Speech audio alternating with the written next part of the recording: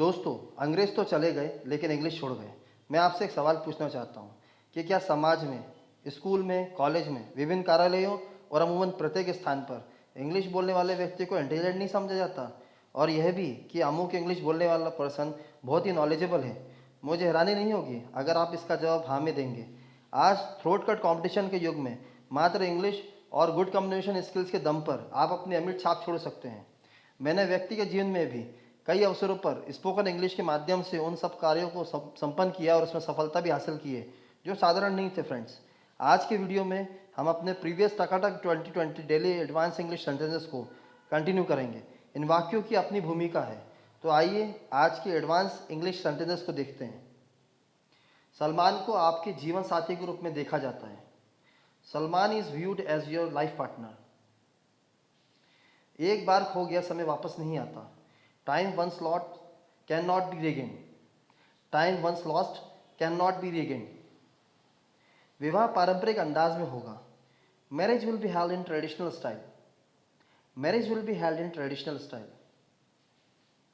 वे दिखावे में रुचि लेते हैं। They are interested in pomp and show. Friends, यहाँ आडंबर या दिखावे को पॉम्प एंड शो कहा जाता है। मुझे लगता है कि पुणे से बेहतर कुछ नहीं है। I think nothing is better than Pune. I think nothing is better than Pune. मैं अपनी गलती के लिए क्षमा चाहता हूँ।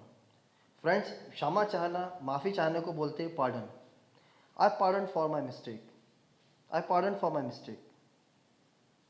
जीवन के प्रति उनका जोश और उत्साह बहुत प्रेरणादायक है। फ्रेंड्स, जोश और उत्साह को ज़ील एंड जेस्ट कहा जाता है। Her zeal and zest for life is very inspiring. Her zeal and zest for life is very inspiring. वह जीवन को पूरी तरह से जीती है। She lives life to the fullest. She lives life to the fullest. Narendra आगे चलकर स्वामी विवेकानंद बने। Narendra would go on to become Swami Vivekananda. Narendra would go on to become Swami Vivekananda. अंग्रेजी दूसरे ग्रह की भाषा नहीं है। फ्रेंड्स, दूसरे ग्रह के लिए एलियन शब्द का प्रयोग करते हैं। चाहे वो एक कोई भाषा हो, एलियन लैंग्वेज, या कोई परग्रहवासी हो, तो उसको एलियन बोलेंगे। यहाँ हमारा सेंटेंस है अंग्रेजी दूसरे ग्रह की भाषा नहीं है। इसका अंग्रेजी में अनुवाद होगा English is not an alien language. उसने कर्मचारी को रिश्वत दी। He grease the employee's palm. He grease the employee's palm.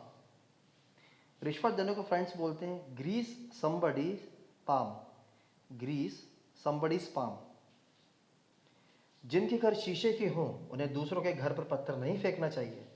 Those who live in glass houses should not pelt stones at others. Those who live in glass houses should not pelt stones at others. Friends, फेंकने को यहाँ पर यह जोर से फेंकने को peeled कहा गया है। धीरे धीरे मैंने अपनी योजना को बदलना शुरू कर दिया। Gradually I started changing my plan. Gradually I started changing my plan. Friends, धीरे धीरे को बिट बाय बिट, ग्रेजुअली कहते हैं। मैं आपको ध्यान से सुन रहा हूँ। I am listening to you attentively. मैं आपको ध्यान से सुन रहा हूँ। I am listening to you attentively. Friends, जब भी लिसन के बाद में कोई भी वर्ड आए उसके बीच में टू लगाते हैं। जैसे यहाँ पर लिसन के बाद टू लगाया, फिर यू आया है।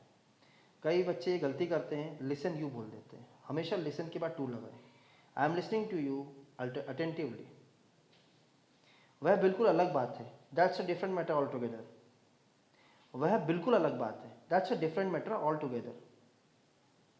उनकी बेहुदा बातों ने मुझे झकझोर कर रख दिया। His uncouth words shocked me. उनकी बेहुदा बातों ने मुझे झकझोर कर रख दिया। His uncouth words shocked me. उसको तुमसे ऐसी आशा कभी नहीं थी। She never expected this from you. उसको तुमसे ऐसी आशा कभी ना थी। She never expected this from you. Friends, ये बहुत कॉमन सेंटेंस है जो अपनी डेली लाइफ में हम यूज़ कर सकते हैं। ये चीज़ें मेरे किसी भी काम की नहीं है। These things are of no use to me. These things are of no use to me. हमें अभी तुरंत जाना है। We have got to leave right away. Friends, यहाँ आप देख रहे हैं मैंने हैव के बाद गॉटा लगाया। इसका मतलब क्या हुआ?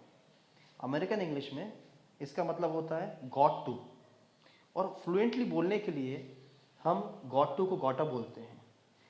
उसके बाद लीव और लास्ट में लिखा हो राइट अवे। राइट अवे मतलब क्या होता है?